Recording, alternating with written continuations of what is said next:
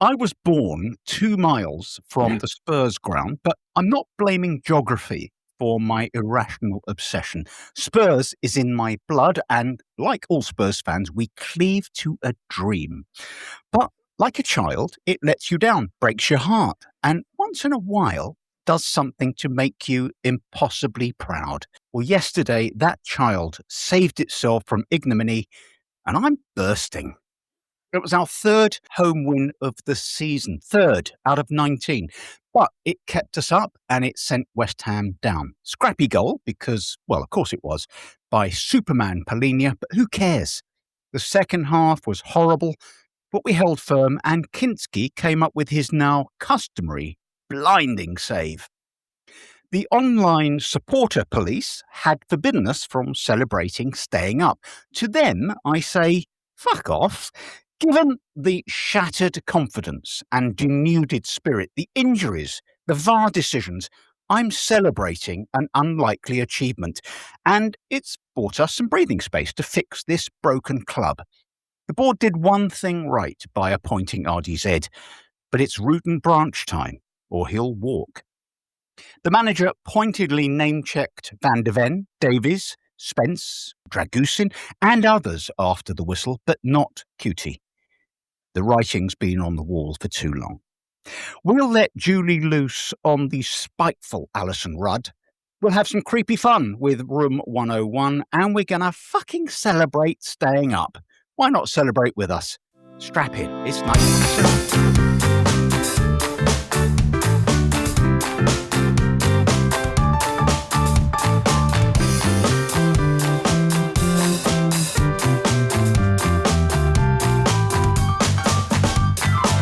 Nice one, Cyril. Well, welcome to Nice One, Cyril. I'm Simon Lipson, whose smartwatch politely informed me I was stressed during yesterday's second half, but failed to notice I've been in a state of clinical panic for the entire season. That piece of shit is going back to Amazon.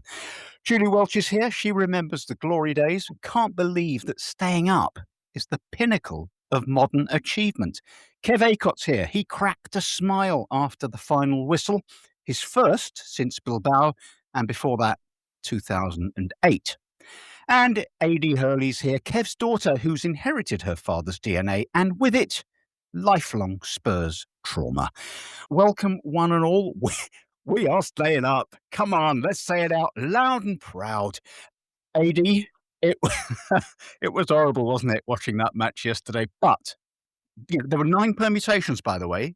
Only one of them would send us down. That was us losing, West Ham winning. Somehow we contrived not to fuck it up. What did you make of that first half performance? Well, the first half was pretty great. I was enjoying myself. We looked up for it, but at no point did I feel comfortable. At no point did I stop checking my phone, which I told myself I wasn't going to do. And I didn't need to because I knew, as soon as anything happens to West Ham, everyone around me will know. But it was the better of the two halves, and it was the more fun of the two halves. And arriving, the atmosphere was great, which I didn't expect. I thought it would feel as tense as I did, but it felt like a nice summer's day of football, which felt wrong. Yeah, I know what you mean. I kind of turned up there thinking, oh, nice end of season. Run around in the sun, nothing matters. But of course, Kev, it mattered a lot. Everything mattered. And it was kind of that sense that, one mistake, one bit of bad luck, one shitty VAR decision, and the whole thing just implodes. Yeah. But I kept a level of, anxiety all the way through. But we didn't really look, even with Everton huffing and puffing in the second half and us, sort of losing. I don't know what we lost. We lost some of the sort of zest from the first half. But even with that, if you'd asked me what my rational belief is, my rational belief would have been, no, we're going to win this. And not because Everton weren't trying. I think in their own little scousy way, they were trying their best. But I saw an angry West Ham fan, which is that an oxymoron or it's a tautology, isn't it? An angry West Ham fan going on about Everton have let us down. from everything I gather, Leeds absolutely gave up in their match with West Ham. Everton didn't, but Everton are a horrible David Moyes sort of team. You know, they fouled as much as they could, and they were quite negative. But we were the better team, even with that horrible second half, I think. Of course, I was anxious, but I didn't really think they were going to get back into it. No. I mean, as I was saying just before we started recording, Julie, objectively, if you're watching that game, you think, well, this is done and dusted after we'd scored. We were on top. Had the lion's share of possession. Everton looked wan, didn't they? They looked like nothing, really. And although they had a fair bit of possession later on, I didn't, I suppose, again, objectively, you wouldn't feel much of a threat. But how are you coping in that pressure cooker of, well, I don't know, were you in Waitrose or were you actually watching it? I had the telly on because I'm in Gloucester. I didn't go to the ground. I did a 5K run in the morning just so I could sort of feel really zen about it. I kept repeating to myself. I just kept hearing the words West Ham to be relegated, which kind of got me through lunchtime.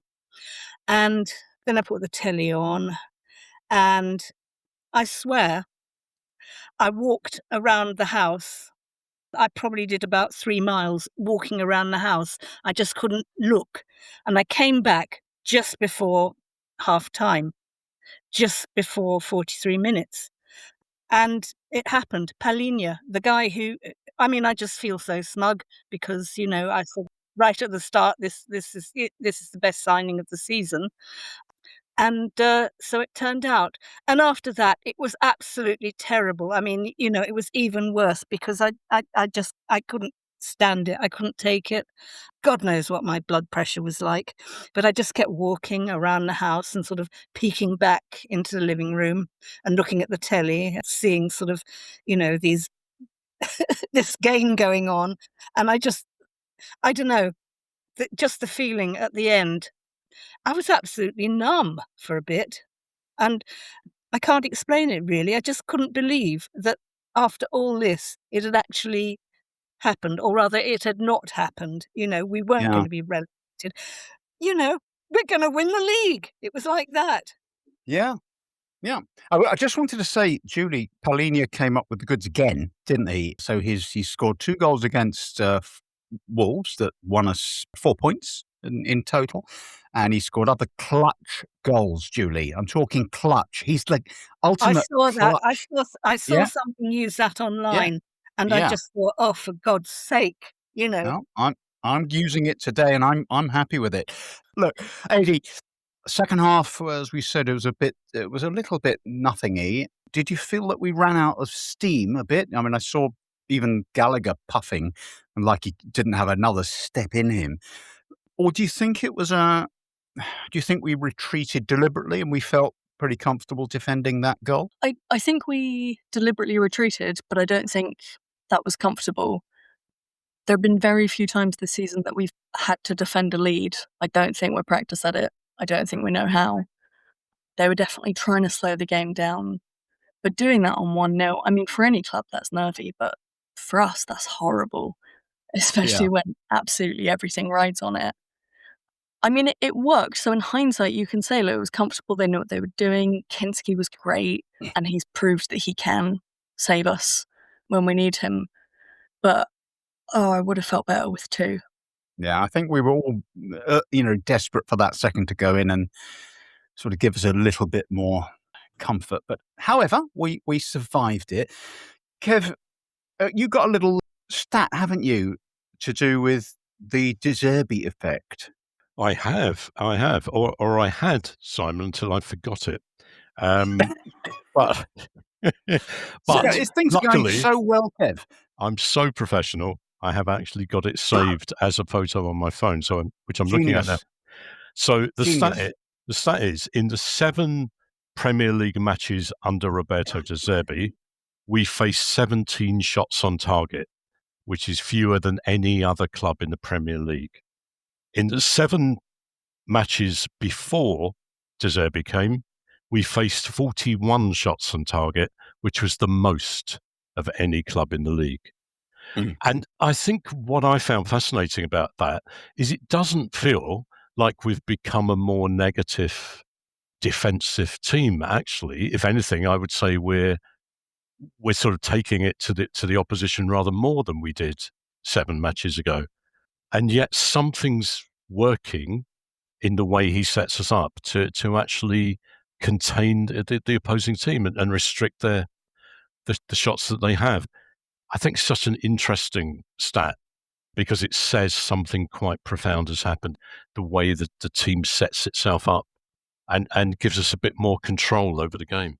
Yeah, and I think it also speaks to a kind of a renewed belief, a renewed confidence that he's imbued the players with, because they still showed a little bit of that dodginess when they conceded, but overall they looked composed, didn't they? They looked like they wanted to pass it around at the back. I think Kinský was probably the game changer in that respect, because all of those players at the back just thought, yeah, this guy isn't going to hoof it into the stand or kick it to the opposition and, create a goal for them. Yeah. We'll talk about Kinský again a bit later on, but I just wanted to stick, Julie, with RDZ. I see him as much as a sort of a psychologist as he is a tactician. He took these absolute no-hopers, seemingly resigned to their fate, and he did something. He made them feel like players again. He organised them. At no point did he do what what Tudor did, which was to tell them they were all shit, which I think to a certain extent that's where Frank got to by the end. He kept talking about problems. At no point did RDZ talk about problems. He talked about solutions. Obviously, that is one of the keys to his success as a manager. I do think also one of the ways he increased the players' confidence is that he just gave every sign of knowing what he was doing.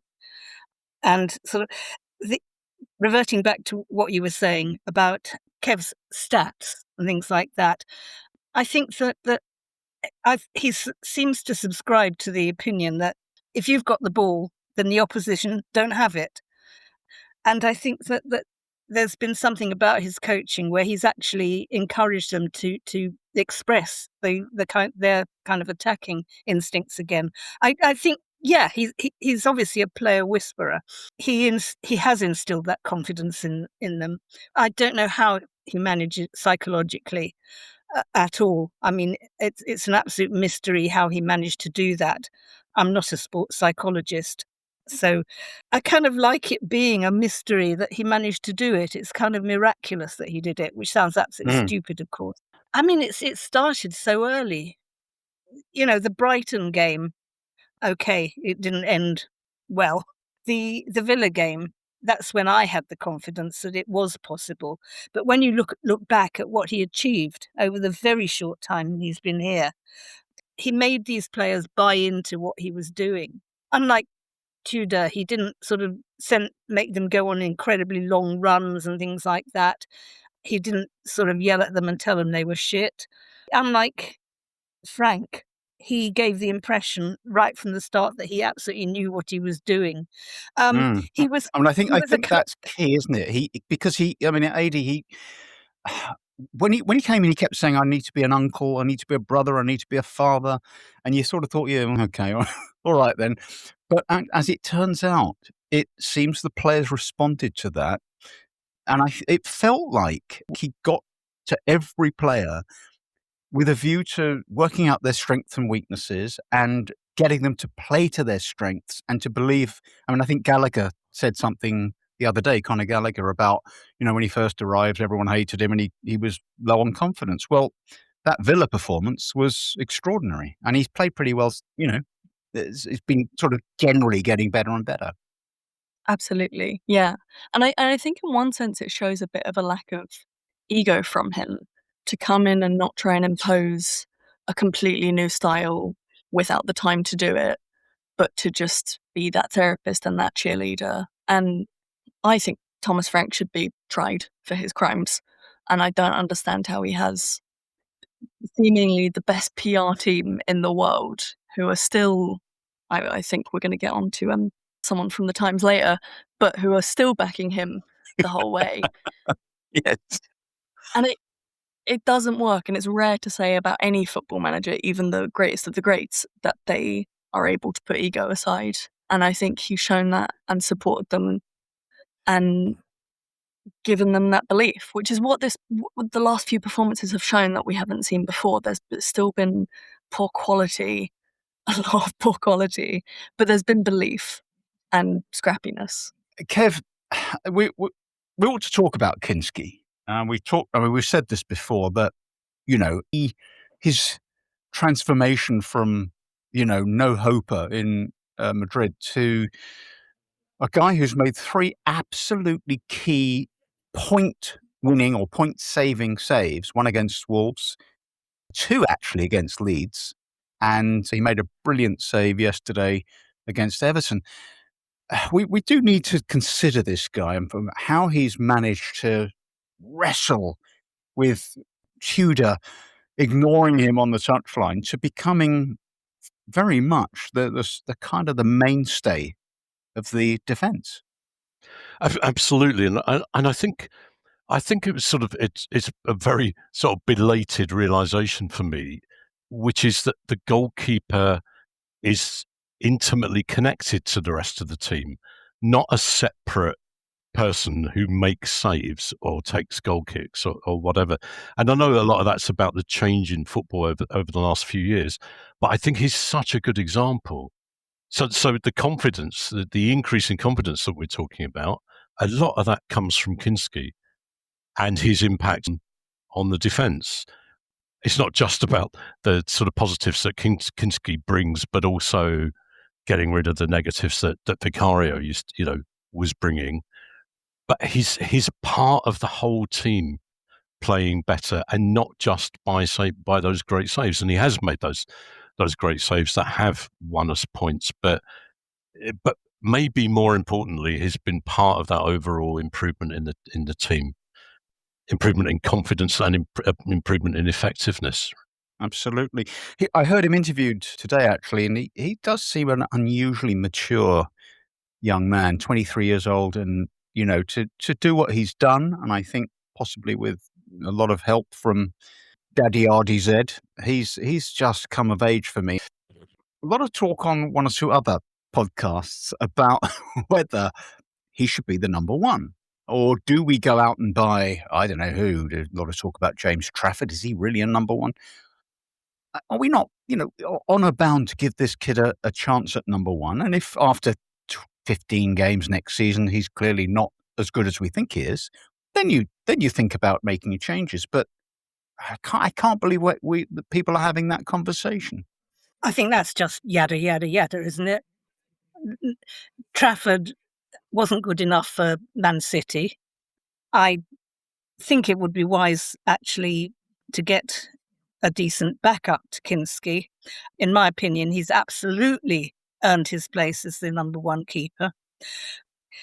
And what I wanted to say also about RDZ, he seems to have effected a very positive change in Mickey van de Ven as well. Now Romero has kind of disappeared as a bad influence on Mickey. I think RDZ has sort of replaced Romero as the kind of older brother figure. He seems to be much more mature just in the last few weeks. He's standing taller. As captain, when he was first captain, I thought, oh God, this is a mistake. But it's not. I mean, I think he is going to be one of the outstanding centre halves of the Premier League in the years to come. So let's hope we hang on to him. RDZ has said he thinks he's the best left-sided centre half alongside Colwill in the Premier League, which is quite an accolade, and I think he has that potential. But we certainly lost him for a bit, didn't we, Eady? We lost VDV and we lost other players, both physically and mentally. They're players that disappeared because of injury and players that disappeared because they somehow couldn't perform.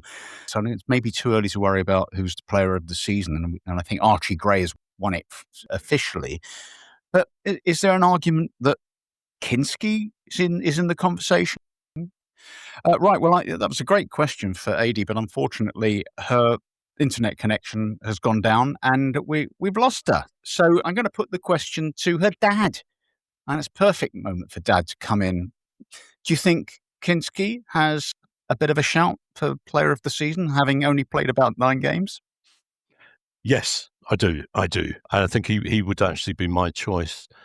I mean, no one has really been player of the season either, because, some of the best have been injured, or the general quality has been so poor, really.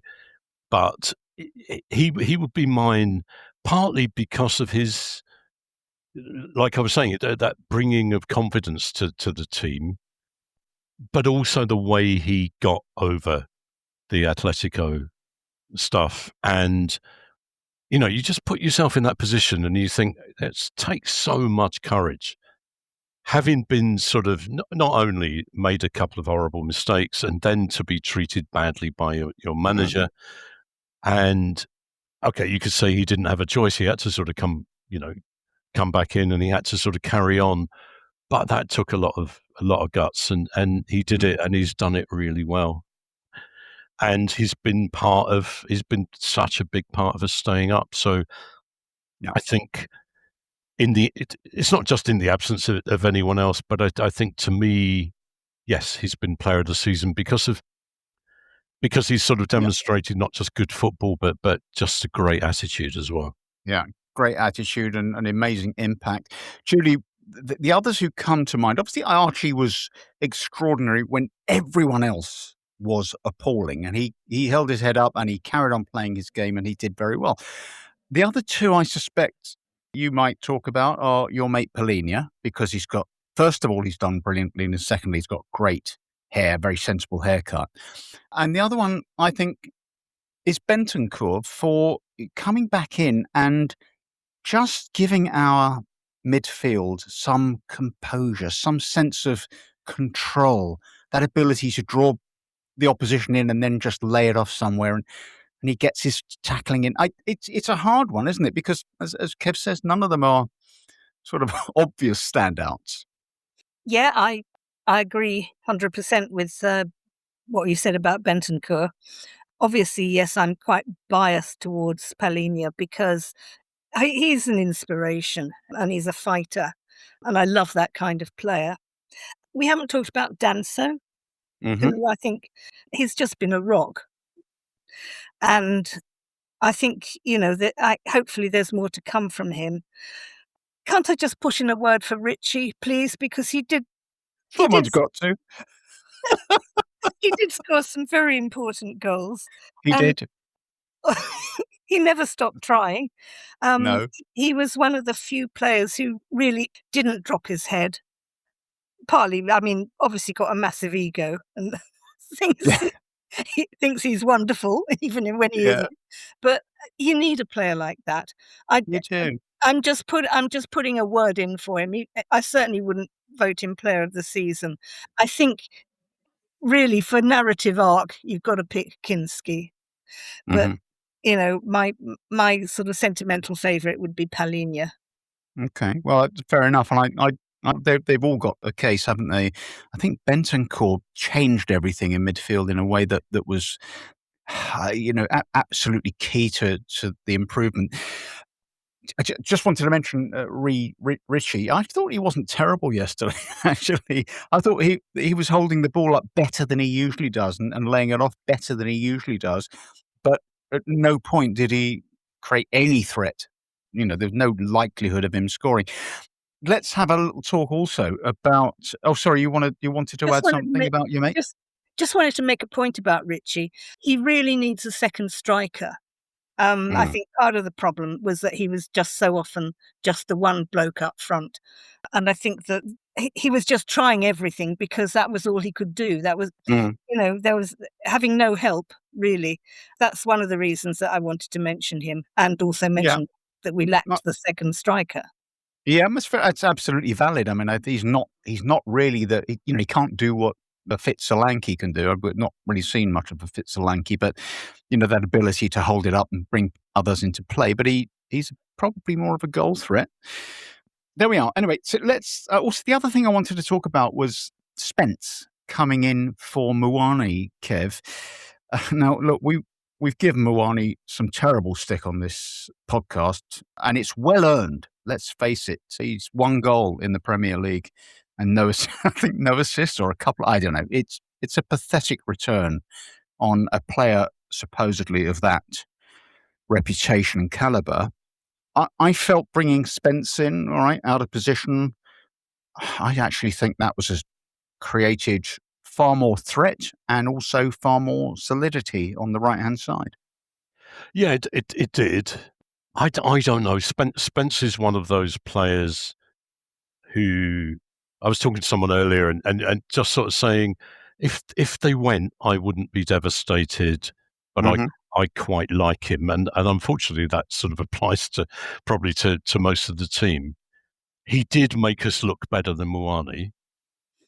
He gave us that little extra, particularly in the first half. But yeah, he still doesn't look right for that position, and I don't think we can really rely on that for the future. In his defence, he's not played in his correct position. He's barely played at right back or right wing back at all. Yeah. And, we talk about our mate Performative Porro, who seems for some reason to be undroppable.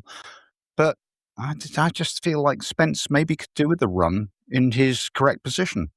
I think that's fair.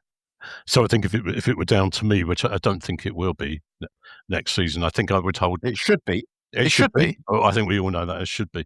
But I wouldn't be pushing him out yet. But I think the only way to test him out is for him to play where he's most comfortable. Absolutely. And give him a run. Yeah. So we'll see.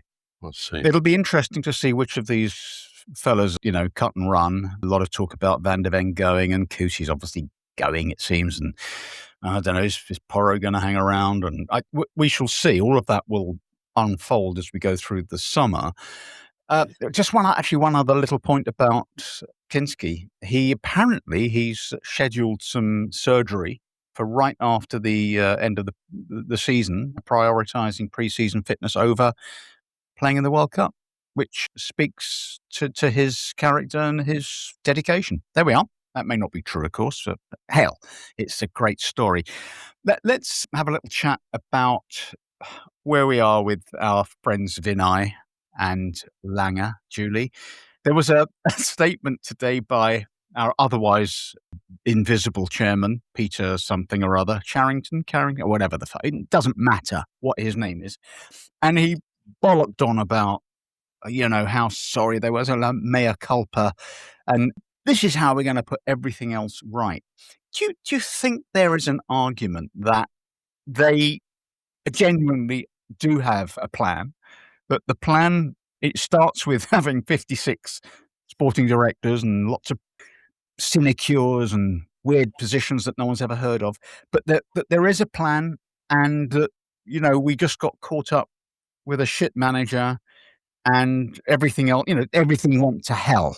And so they're still kind of on that track. Do you think that's legit, or, should they do what everyone else says they should do and fuck off and leave us alone? Well, the address from Peter Charrington, reverting back to what Kev was talking about, it definitely gave me an impression that this has been run through AI, or somebody else wrote it for him. But also, everything that was said, not everything, but quite a lot of what was said, was very, very like, what was said at the start of the season. I mean, basically, they just fed it back into the machine and came out with a few more bollocks about how sorry they were and all that sort of stuff. It didn't convince me a bit that they actually know what you're doing. I won't say this in an elderly crone voice, but it's an elderly crone saying, "Fine words butter no parsnips." I bet you. I love it.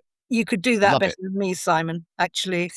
All right, then. I just looked at it and I just thought, what a load of bollocks. More crap from the twit. Nothing. We did. Changes. Yeah, we had Vinay, at the beginning of his reign of terror, sort of giving interviews, and you thought, oh, I like this. He's full of ideas and everything's going to change, Kevin. But It didn't, and then he disappeared.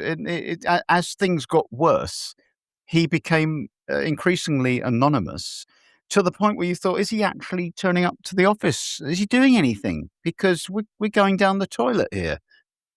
Yeah, and when I read that this morning, that letter, the first thing I thought was, I really shouldn't be allowed on any kind of Tottenham podcast because I've no idea who this bloke is. I swear I've never heard his name before. I've heard of Vinay and I've heard of Langer, and we've been blaming them for everything, and I didn't realise there was someone else to blame. But yeah, it's just rubbish, isn't it? I think, some people are being sort of nice and kind and sort of saying, well, the test is in the that thing about parsnips you just said, Julie. That thing. Yes, that. We had turnips last week. It's the root vegetable podcast. Yes. It very much is. Yes. We need to talk about Romero, don't we, Julie? There's lots of stuff happened in the week leading up to the Everton game. Did he go to South America? Why did the club let him go to South America? Then Cucci came forward and said he didn't go to South America, or he might have done, but we don't know. And then RDZ was defending it, saying, look, it was fine, it was all agreed, and some people might not like it, but it's fine, and blah, blah, blah. There is some suggestion that this is all kind of deflection, right? Because if this sort of turned the fans' ire onto Cucci. That sounds a bit of a conspiracy theory to me, actually. I think my impression was that Romero is already checked out. I thought, they'd washed his hands of him. Who knows, really? It was just part of the whole madness of this club as the season has gone on. He clearly stopped being our captain in his own mind some time ago. He hasn't behaved like a captain since probably the Newcastle game. It just seems quite ridiculous that nobody has actually fronted up whether he just buggered off because he could or because he was allowed to go or anything like that. As I say, it's just an indication of the absolute insanity of the last few weeks at this club, that nobody's really got a straight story. Is RDZ covering up? But as I said in the opening, he did name check, Ben Davies and Spence, who, went to him with his broken jaw and said, I want to play. And likewise, Bentancur, who'd done that a few games earlier. He didn't name check Romero, Kevin. I don't know whether that was pointed or whether it was just an omission. I'd have thought he would have brought him into the conversation if he was in his thinking for next season. I don't think he is. He's too smart for that, isn't he? He's too smart to accidentally he forgot to mention the captain. Yeah, exactly. Yeah, exactly. I think he's probably moved on just as Romero's moved on already, and I think we've all moved on as well, really, haven't we? So we have, I think. Yeah, and I as we said last week, I think having Danso in there for the last few games was actually, I think it was to our advantage. I think he was the right guy. Yeah. That bloke who gets his head on everything. And yesterday, of course, against Everton, he was hurt. He got hit in the ribs or something and the back, and his legs were gone and everything. And he just soldiered on. And I thought, Romero would have gone off in tears thinking he's missing out on the World Cup. Julie, there was a lot of hullabaloo before the match, and apparently RDZ had demanded this, this sort of grand entrance for the coach, and lots of smoke and cheering and what have you, and there was lots of stuff going on inside the stadium. I deliberately missed it all because I can't bear it, and it would have been all a bit too hot and sweaty and claustrophobic for me. But do you think that helps players? I mean, because against Nottingham Forest, they fell apart when that happened. It certainly helped the fans. I think the whole mood had changed. I think it did work yesterday because of the change of mood. And I think that sort of fed through to the players, whereas the Forest thing was just confected. It was at a different stage emotionally. I think, of the season. I thought it was absolutely brilliant. It was fantastic. Looking at those pictures afterwards of the fans in the stadium. I mean, that's what the stadium was built for. I mean, it was the first time in the season, I think, that you actually got the feeling, this is Spurs, this is what we do, this is what we're here for. And, you know, you can't blame us for our feelings of triumph and joy at the end of it. So last year we were celebrating because we'd won a bit of silverware, and this year we were celebrating because we'd escaped the drop. But it was the same feeling, you know. Everybody was united. It was euphoric, wasn't it? And it's like, and as I say, you know, we the supporter police telling us, how dare we celebrate this, because we've no right. This is a terrible season. These players have got a lot to answer for. Blah, blah, blah. Well, because we're supporters, because we love the club, and because it's irrational and bonkers. There was talk of a protest, Kev, wasn't there? You know, there was going to be a big protest at the end or at some point during the match. There was some banners up and bits and pieces, but I just wonder whether that was all superseded really by this euphoria.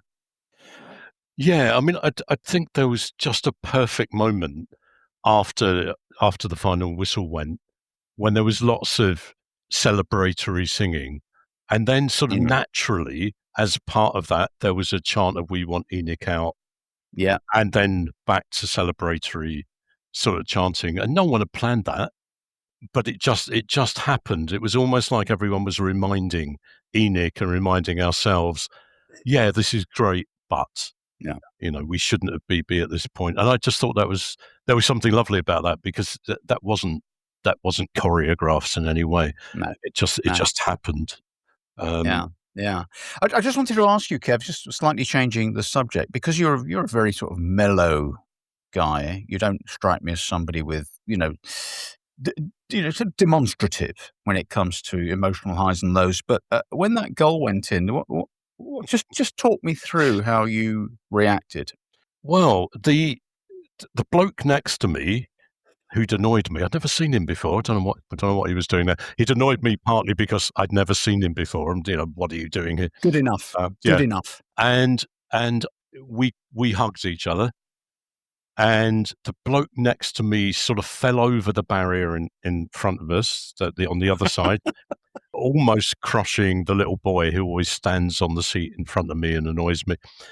So it was it was utter chaos. It was the most, and that was the most I've celebrated for years. The last time I remember the noise like that and the feeling like that was that week when we beat Arsenal and Chelsea at home. I don't know when that was, 10, 12. Bale was playing for us the first time round. It felt like that. So I felt incredibly emotional, but sort of all right. I didn't feel tearful. The older I get, the more tearful I get at just anything, really. But I didn't. Yeah. And then the bloke next to me, I just sort of turned to him again. This was right after all the celebration. And he was in tears. Did you say to him, by the way, you're still annoying me? You're still annoying me. But no, he was in tears, and that just got to me. It was just so it was, and I think I think fuck off to anyone, either Spurs fan or non-Spurs fan. We're not stupid. We know the context of the celebration, but we're still entitled to celebrate for that. Absolutely. Yeah. The last time I can remember losing it like that, I mean, it's been close to it. I think it was at 2008, the League Cup final, when Woodgate scored. That was 2008. It hit his face and it went in. And I was just jumping around hugging anyone. And I hate touching people, really, to be honest with you, particularly strangers. But there was a moment yesterday, there was a bloke who sits in front of me. He's been sitting there for, since we moved into the new stadium, a big burly fella. I've never had anything to do with him. Never spoken to, nothing. And when that goal went in, he did something he's never done before, which is he turned round to sort of look up to the stand behind him, and I'm behind him. And he was high-fiving people and jumping around. And then he looked at me and I thought, well, this is that moment, isn't it? Where I have to respond. So he put his fists out and I thought, oh, this is a fist bump moment, right? Fist bump. And I went to fist bump him and he turned away. And I thought, I've misread that. And I'm standing there just fist bumping thin air and feeling slightly stupid and lonely in a moment of joy. So I've learned an important lesson. Julie, come on. It's your moment, isn't it? This week, and it's no different from any other week. Alyson Rudd of the Times and of the Game podcast, she wrote an article, didn't she, in the Times, spouting about Spurs fans somehow being at the root of all evil as far as our performances have been concerned. And I don't know, what is her problem? Yeah, right. I really hate to trash a fellow female football reporter because I know the crap that female football reporters go through. But I think it was the most this particular piece was the most insane bit of writing that I've come across. I mean, Alyson Rudd was working at the same time as I was working. Obviously, she's 20 years or so younger than me.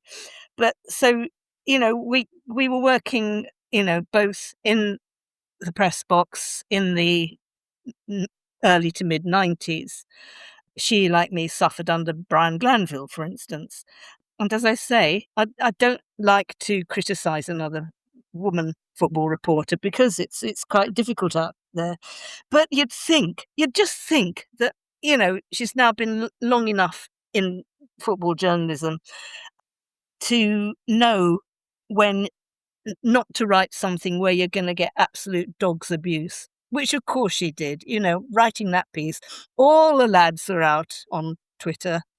Maybe she doesn't care. I mean, maybe she's obviously well paid at the Sunday Times. But I wonder whether she writes it for that reason. It's look at me, I'm just going to fucking say whatever I like and come at me. It makes her visible. Well, there's that. Or maybe, it's just Tom Walnut who writes very good stuff for the Times.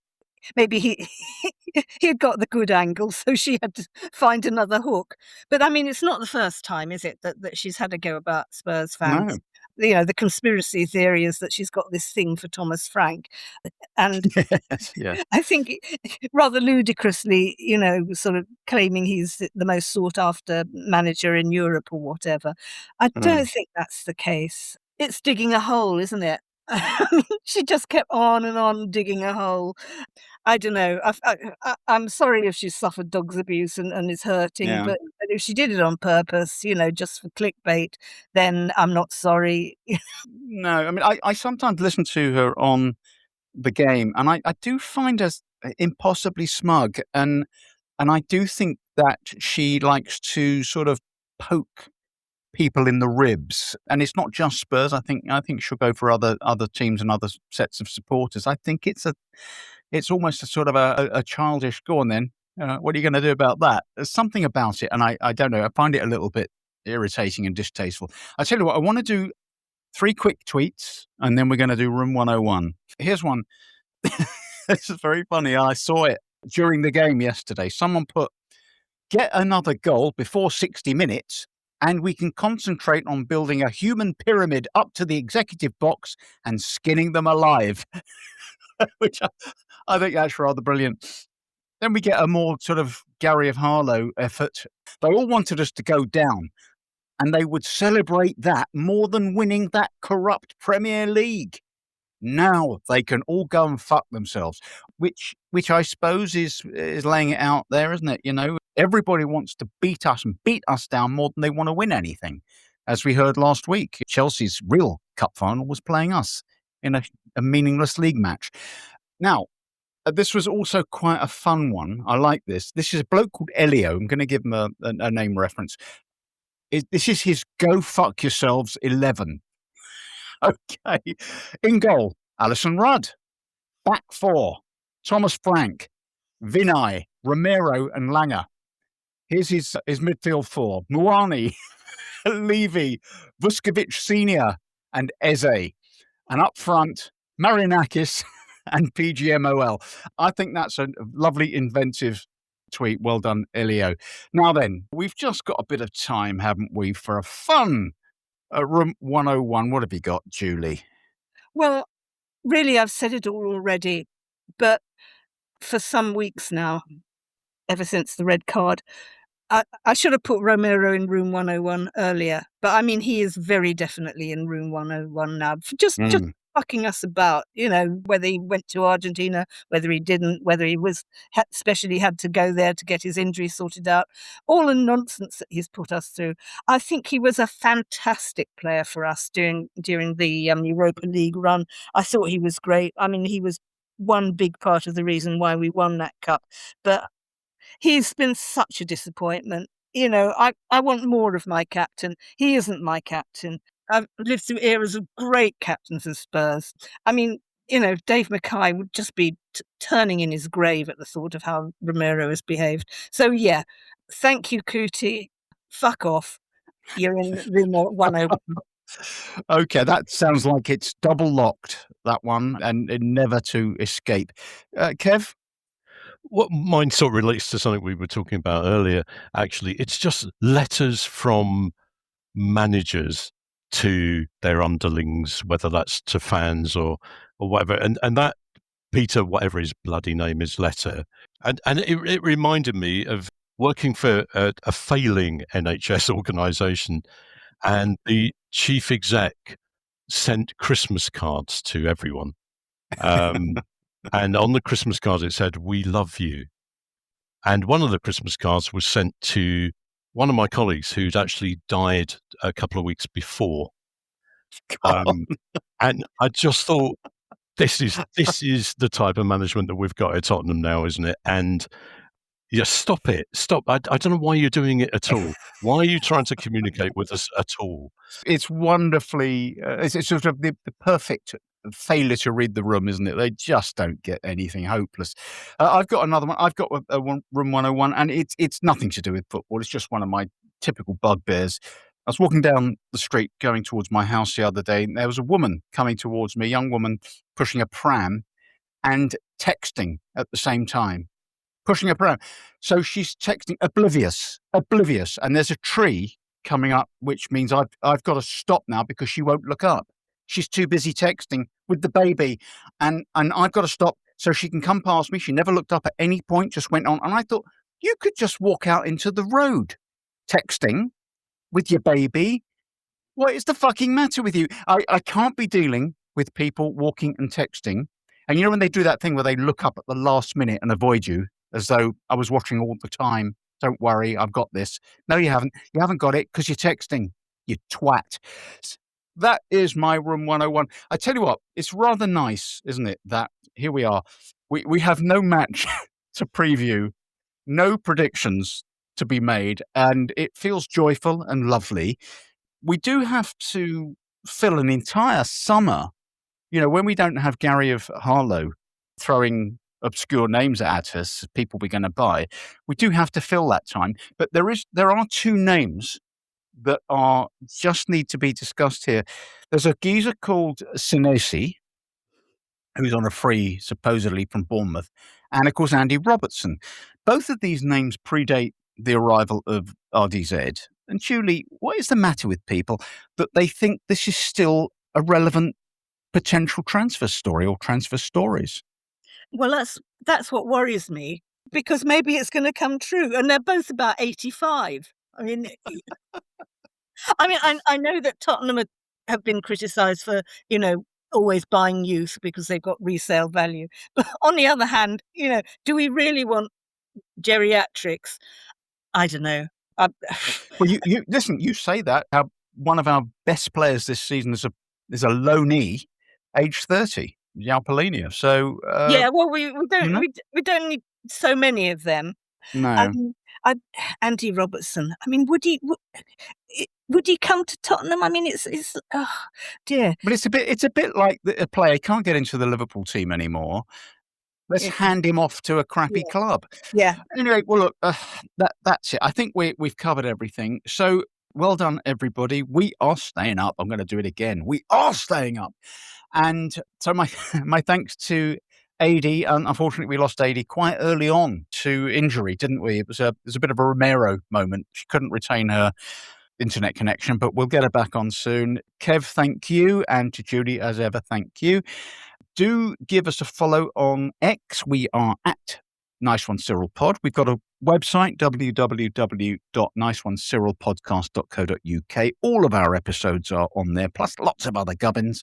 And we've got a Facebook page. And why not give us a follow or a subscribe or whatever the thing is on the podcast platform of your choosing, and you'll never miss an episode. Thank you for joining us. We always appreciate your company.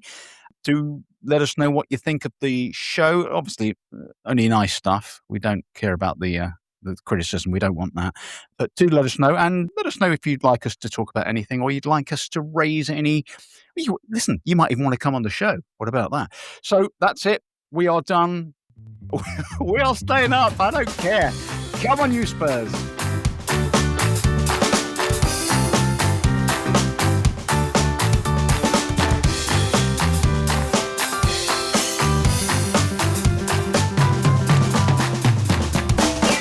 Nice one, Cyril.